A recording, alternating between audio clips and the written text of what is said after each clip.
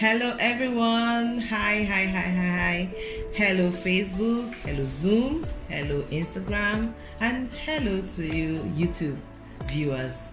Thank you for joining me again today on another episode of The Waiting Room with Zyna. My name is Zyna Obasi, and it's always my pleasure to be here with you. Thank you for joining me. And for those of you who have sent the invite to your friends and loved ones, please do me a favor, remind them now. Just remind them, tell them we are live. Let them come and join us right now.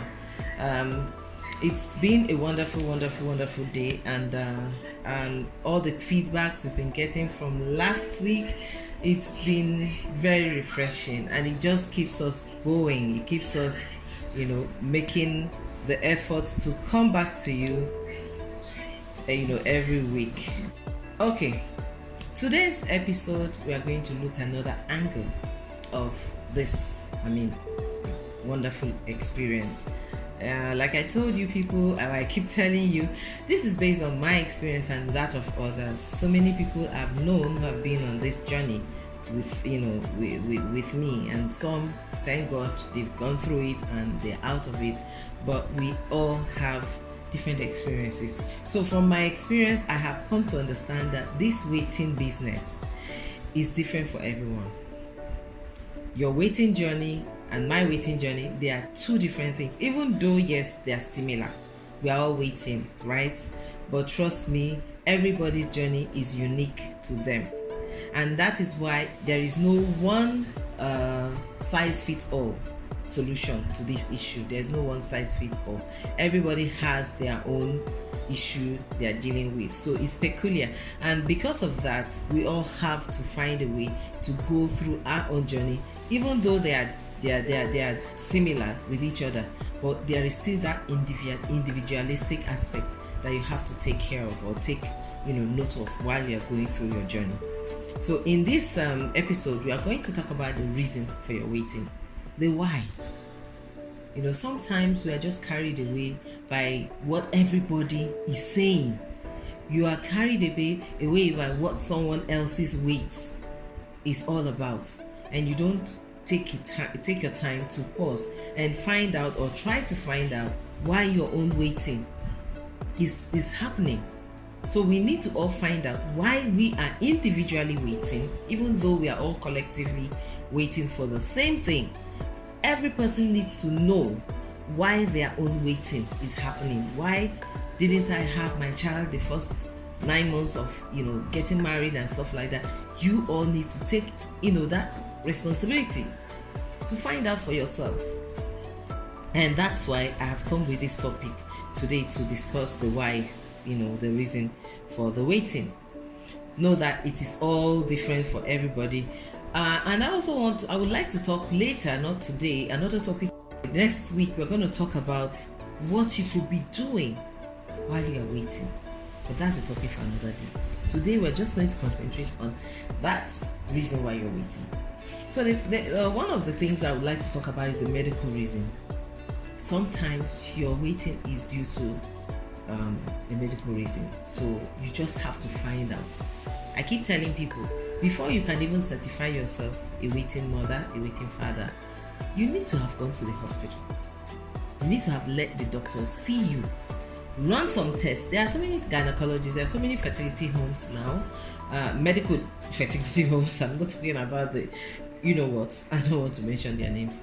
But just go and run some tests and make sure you find out why you are waiting. Find out if it is medical. It might just be a little correction that they need to do. Maybe a hormonal imbalance. Maybe like I mentioned last week, it may just be your ovulation is one day in a month. You just need to take care of those things. So first of all, find out if it is medical. Go to the hospital. Find out why you are waiting. Find out if it is something that can be medically corrected. And you see, sometimes people go and then in 6 months, 7 months, they are pregnant. In less than 2 years, you see them having their babies. So it's medical.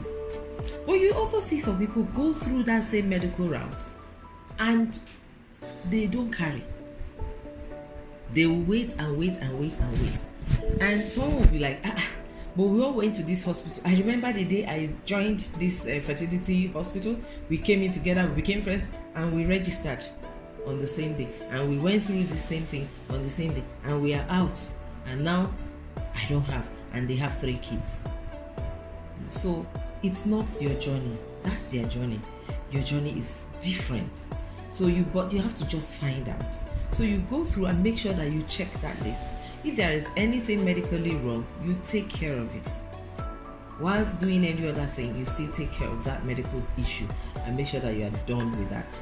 And then another time, I've heard a lot of people tell me, oh no, it's spiritual. And I don't argue with that, because what we live in is the physical aspect of a spiritually controlled life. So I don't argue with that at all. So you take care of that if that's your why. You take care of that. But don't, sometimes I see people go overboard. When you're waiting, a lot of people come to you and proffer solution to your problem.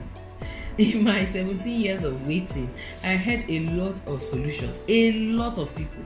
I'm going to mention a few of them because they have to do with what I'm talking about today. So there's a day a guy just walked up to me and said to me, there's a medication he wants to give me. I was like, what? Medication? He just walked up to me and said, sister, I'm sorry, there's something I want to give you.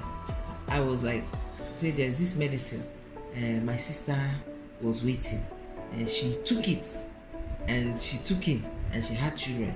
So, but I don't know the name of the medicine. I'm going to call her to send me the name, so I will send it to you, so you can go and buy it and take. When I started this early waiting journey, I used to really get a lot of depressing feedbacks from people, and those will make me feel so bad. Sometimes I'll cry, sometimes I'll get home, I'll feel so bad. I felt like I was a dumping ground for negative things. People just call you, and for those of you who are not waiting, you don't know this, you may just think you're proffering solution to people. Please, if you don't understand what people are going through, just calm down. You understand? You don't have to be all-knowing. You're not God. If you have solution, we'll fine. But I mean, you don't know what I'm going through. You don't know my journey. You want to give me the medication that your sister took. You don't know what your sister took the medication for, and you don't know what I'm going through. You don't know what my problem is, but you want to give me that medication. So once you give me, I'll buy it and I'll take it and I'll be fine. Does that even make sense? So I went home, I was almost crying that day. I was like, what is all this? Every day after service, people will line up looking for me to give me medications, to give me recommendations, give me solutions. If you're a waiting person and they are doing this, let me tell you what I did at the time. I had to come out of that, because if you remain there, people will keep dumping things on you. You become so depressed. And if it is church, you begin to avoid going to church. If it's family meetings, you begin to avoid going to family meetings.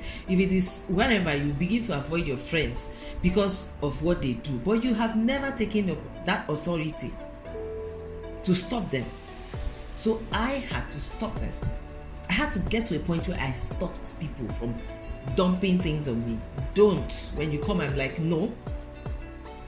So when I got to that point, a lot of them stopped disturbing me. So please, own your power back. I'm just saying this as an aside. Own that power back. Don't be a dumping ground for people, because it will get you to depression. When people keep telling you things that they don't know what they're talking about, they just keep dumping those things. After some time, you begin to shut down and you find yourself in depression. So don't let it happen to you. Own your power back and tell them stop. Thank you for your advice. I'll think about it. And if they insist, because sometimes they insist, you tell them, no, I'm okay. They insist. Oh my God. There was one lady, she kept on. I was being respectful. Called me on the phone and she went on and on and on. I kept on telling her, I didn't want to go the solution. Now there's this other one they give you solution. They tell you to go and take some medication, your tummy begin to bloat, and then some do prosthetics while they are arranging some things for you at the side. So that at the end of the day to look like, I don't want, shove it. I don't need your advice. So please own your power back. Don't let anybody turn you to a dumping ground. You are not a dumping ground. Don't let them drop those things, because if you let them, it will sink. And when it stays with you, you become the depressed person. So don't let it happen to you. So yes, can it be spiritual? Of course it can. And can spiritual things be taken care of? Of course it can. Here's another story. A cousin of mine was waiting after the first child. Sometimes it's secondary waiting. So she had the first one and then she had a gap. And while she was waiting, people started taking her to places. And in quotes, churches. And of course, you and I know what that means. She got to a place and they gave her a bottle. There was something in it and they asked her to drink. But they gave her a particular time to drink it. And by the time she wanted to drink it, I think the thing broke or something. And she saw weird things in the bottle. So I'm not going to go into details with all of that because that's not what this program is all about. This program is about common sense. Because I don't know how drinking something with weird stuff inside. So she didn't drink it. And she came to tell me later because she had been disturbing me to come with her. And I said, I don't do that. I don't belong to that group of jumping from one place to the other and meeting all kinds of people.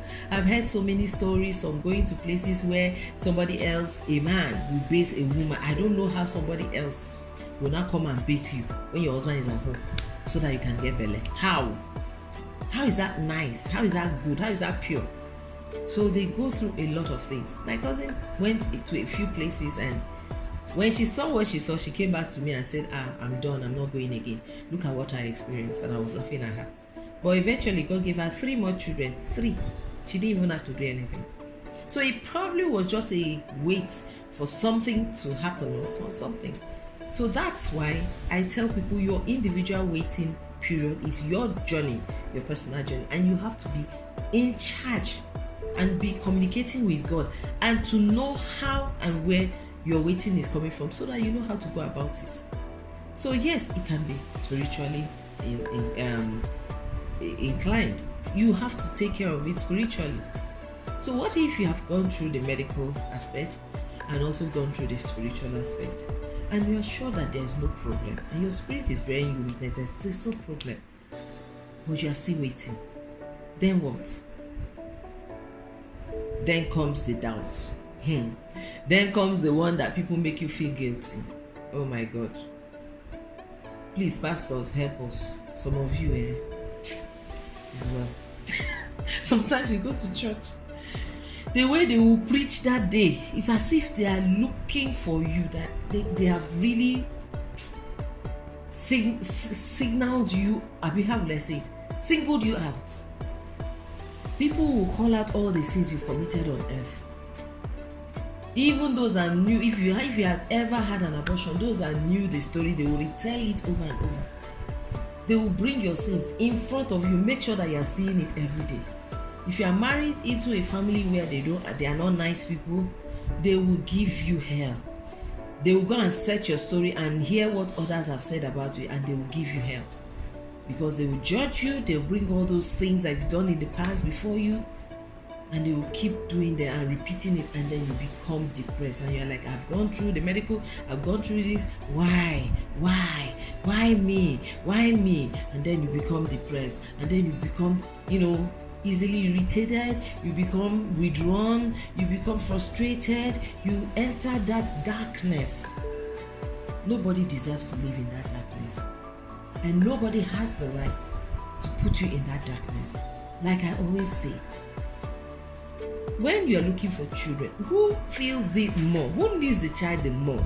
It is you who is waiting. You can't drink Panadol for my headache. If I'm the one in the waiting room, I'm the one feeling it most. You can't be the one feeling it most. So when you are drinking that Panadol, make sure it's not because of my headache. Try and be kind.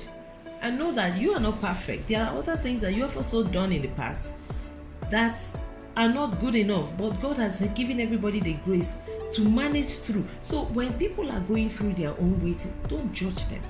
Don't bring their sins before them. Don't bring their past experiences and their past mistakes. As long as they are genuinely sorry for what they've done and they want to move on from there, why judge them? Why bring those things and just keep, pushing them down? It's not nice at all. So if you are in that situation, no, God does not hate you. No, He doesn't. Even if you've made a mistake and you've asked for forgiveness, you've moved past that. He doesn't hate you. He's not punishing you. That is where the next point I'm going to raise comes from. It may be because he wants you to do something, or he wants you to be somebody. Sometimes the weights are not spiritual. They are not medical. They are just because you need to be somebody or do something. So when you get to that point where you've done everything and you know that there is no reason why you should be waiting, but you are still waiting, what do you do? There is a reason for that. Find out why. In my case, see, I must say this, God does not respond to your emotional blackmail. Oh God, I blackmailed God. I cried. I will cry and cry and remind him of all the things I've done for him. See me, what is it that you've done for God compared to who God is to you and what he has done for you? I'll remind him how I used my youth to serve him, how I did this, who I did. I will remind him of everything. And why am I waiting? I'm not that bad. I wasn't that bad, you know. Then in my mind, I felt like it shouldn't be me. But I kept getting a strong leading to write my book. I kept getting that leading to write my book. But did I write it? I didn't. Eventually, when I decided to start jotting it down, by the way, I forgot to mention the book is The Waiting Room with Zyna. If you haven't gotten it, just go to Amazon and check wherever you're watching us from. There will be some information on the links. You go to Amazon and Bambus, or you can just go to Amazon and Bambus and get the book. And if you want the physical copy, DM us and we'll get back to you on how to get it. So I kept waiting. I told myself, how can you in the waiting room write about the waiting room? No, now people always write after. All the books I've read is after. I kept telling myself, but are you God? You're not God. You're not supposed to know everything. When he tells you to do something, all you need to do is just go ahead and do as he's saying. I kept telling myself, I will write it, but it's after. But when the strong urge was coming, I started jotting some things down. Whilst jotting them down, I started getting healing. Whenever I go back to read those things, I would get healing because I was also depressed. I was in a dark place. I was beginning to avoid people. I was beginning to stay away from people. Anybody that would make me remember that I was waiting, I would stay away from them. I was avoiding people. I was avoiding going to friends with children.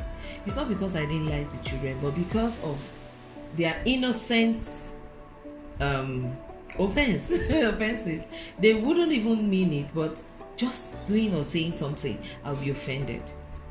So I decided to start avoiding them.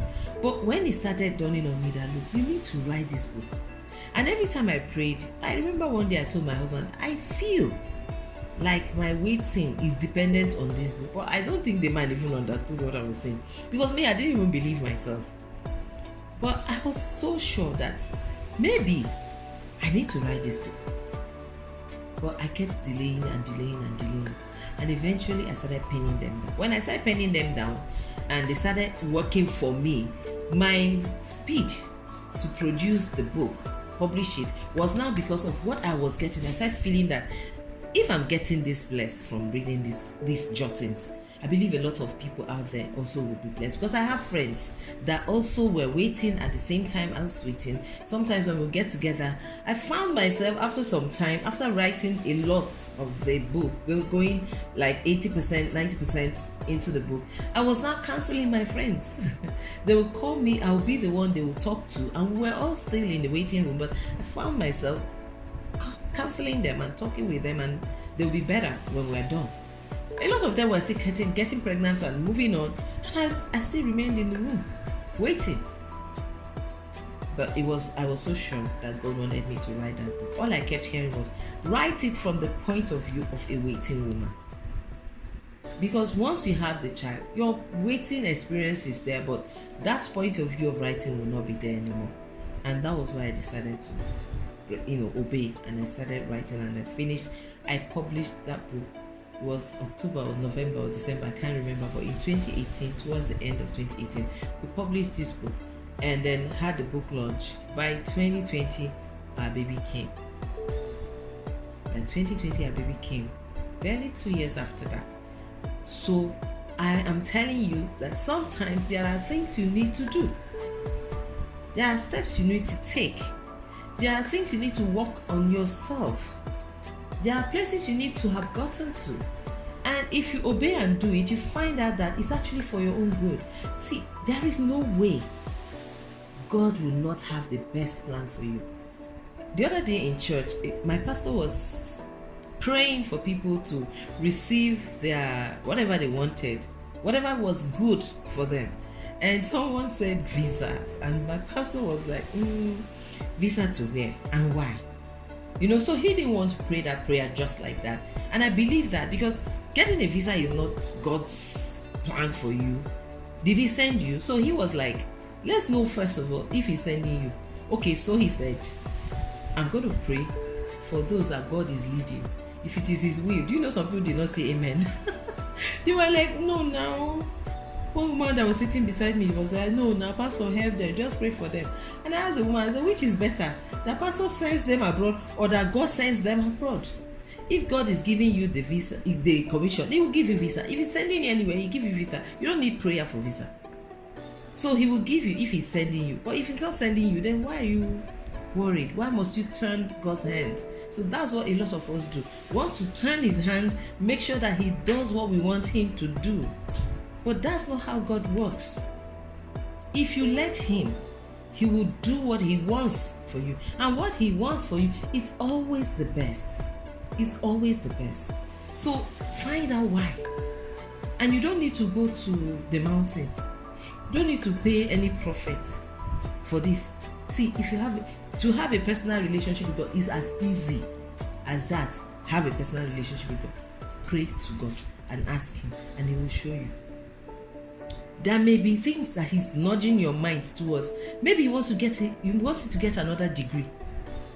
Maybe he wants you to travel to a place and come back. Maybe he wants you to start a business. Do you know what it takes to run a fresh business and have a suckling baby? And some of us, God might even decide to give you 2 or 3. So it's not that easy for you to have children and do all of this. So maybe God wants you to even get somewhere in life, first of all, before he can give you this blessing. And while he is doing that for you, you need to open your heart and do as he's leading you. It's for your own good. So emotional blackmail does not work for him. I cried, like I said. I cried and in my case, we had my baby. The first baby we had was after marriage. I think 3 years after our marriage, we had the first baby, and then we lost him at birth. And I kept all his things. I was mourning him every birthday. I'll mourn him. I'll cry and cry and cry. None of those things helped the situation. They just made me feel worse until I started listening. I started listening. I started opening my eyes, opening my ears, opening my mind to what God was saying to me. And when I started opening my mind and myself like that, I started getting the healing. And then I started hearing. And then I did what I had to do. And that was that book. And then the next thing, now I'm also in obedience because this is an offshoot of that book. And my journey is just to do as I'm led. I'm not perfect. I'm not wonderful, except under the grace of God. I just want to do as I'm led. So take your journey. It's your journey. Don't leave it in the hands of anybody. Don't leave it in the hands of your pastor. Don't leave it in the hands of your husband or your wife. Because even as a couple, you are still individuals. If God is asking you to do something, it is your journey personally. It is your particular journey, your personal journey. So you need to find out why. And as a couple, you have to work together. But as individuals, find out why you are all waiting It might be that the husband needs to do something, and as a wife, you just need to help him. It might be that the wife needs to do something, and as a husband, you need to support her. Because if you're not supporting and she cannot do it, she cannot get done with her waiting and come and give you the children. Sometimes you need to let her go. She might just be called to do business and make money for the family, but you're holding her down. You're pressing her down. As you're doing all of that, she can't do what God is asking her to do. And as long as she can't do it, she cannot get to the point where she receives. Maybe her baby is waiting at the end of the tunnel when she's gone through what God is asking her to do. Some God is calling them to be ministers. So you just have to work together and give each other room to flourish. Because in my own case, when I told my husband I wanted to write that book, it was like, okay, fine. So when I finished, he was the first person I gave the manuscript to go through. And he went through it and he was like, this is good.